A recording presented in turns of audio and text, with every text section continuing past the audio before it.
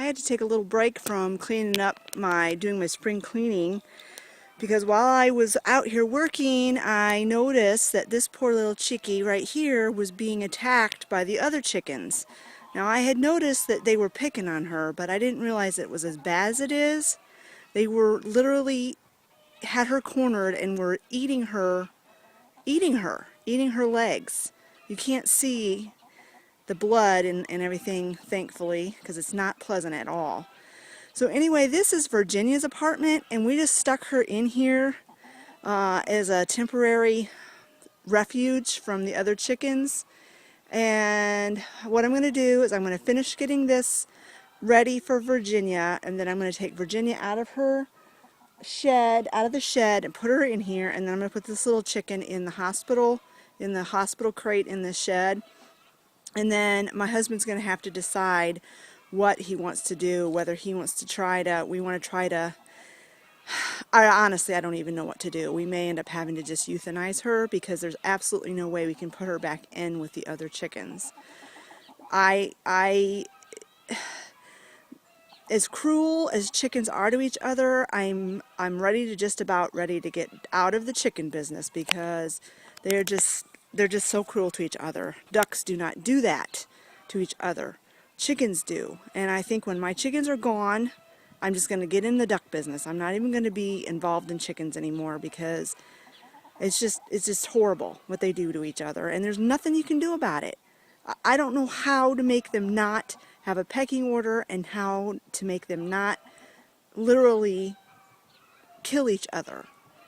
So I don't know. I'm just really emotional right now, I guess, about it. But anyway, I'm going to start working on this. I'm going to get this ready to go and do some chicken moving around. And I doctored this one. I gave her some medicine, or put some medicine on her wounds. But I'm going to probably have to do a little bit more of that. And then we're just going to have to decide what we're going to do. So anyway, that's what I'm going to work on now. Here is Virginia's apartment all done. We had to move it. We had it in the middle of our yard, but we moved it underneath this tree. It's like the only tree we have in our backyard, because even with the tarp, she was just too hot out here yesterday. And we had a high of 80, and we can get up in the hundreds in the summer months. So we moved it underneath this tree, and we had to put this chicken wire around the perimeter of it, because those creatures, look at her, wouldn't leave her alone and was making her too nervous. So we put more fencing around to keep the dogs away. And I just put the little white picket fencing to kind of match my other coop.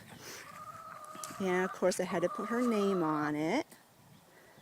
That's just a chalkboard that you can buy at Walmart. And then I got a white paint pen. And then what we used for fence posts for the fence was all of my shepherd's hooks that I had for feeding the wild birds. I used to love to feed the wild birds, but for the last couple of years we have not had the extra money for it, so I haven't. But I'm keeping all my shepherd's hooks and things, because eventually I want to get back to doing that. But I'll tell you a little bit about Virginia's story. I don't think I ever told you what happened to poor little Virginia. She was one of my dad's free-range chickens, and hey baby, and she got hurt in the barn back in I think it was December, or first part of December. And she fell from where she was roosting, and her leg got caught, and she was hung. My dad found her hanging. Anyway, sorry about that. I had to go put Pepper in the house, because she just was not letting me talk. She was jealous or something, I don't know. But anyway, little Virginia my dad found her hanging by her one leg in the barn. And we don't know how long she'd been hanging there. And he didn't think she would live, so he just set her down on the barn floor Well, later that morning, I went out to get some more chicken oyster shell for my chickens, and I startled her and she started flopping around on the floor, and I knew there was something. I mean, that's obviously not normal chicken behavior. So I picked her up and took her to my dad's house and asked him about it, and he told me what happened. Well, I'm too soft-hearted to just let her die. At least if she was going to die, I wanted her to die in a comfortable environment. So I brought her home, rigged up a place for her in the shed, and she lived. And she's become very tame and very talkative, as you can hear. And I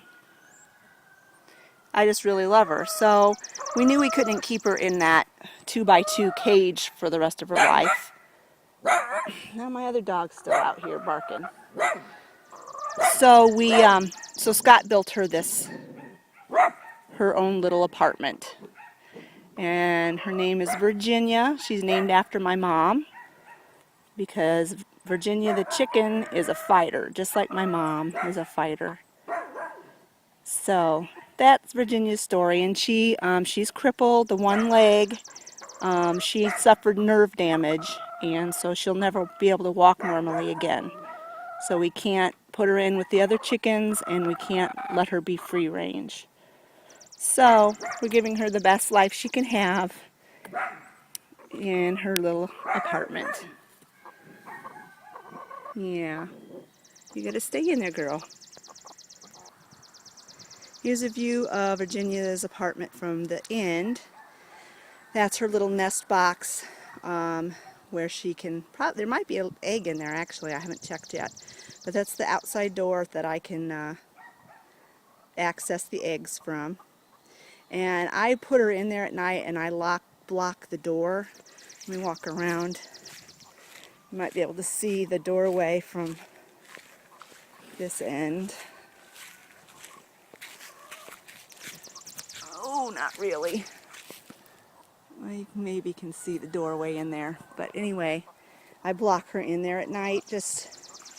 I don't think any predators can get to her, but this makes me feel a little bit more comfortable. But you can see how she gets around.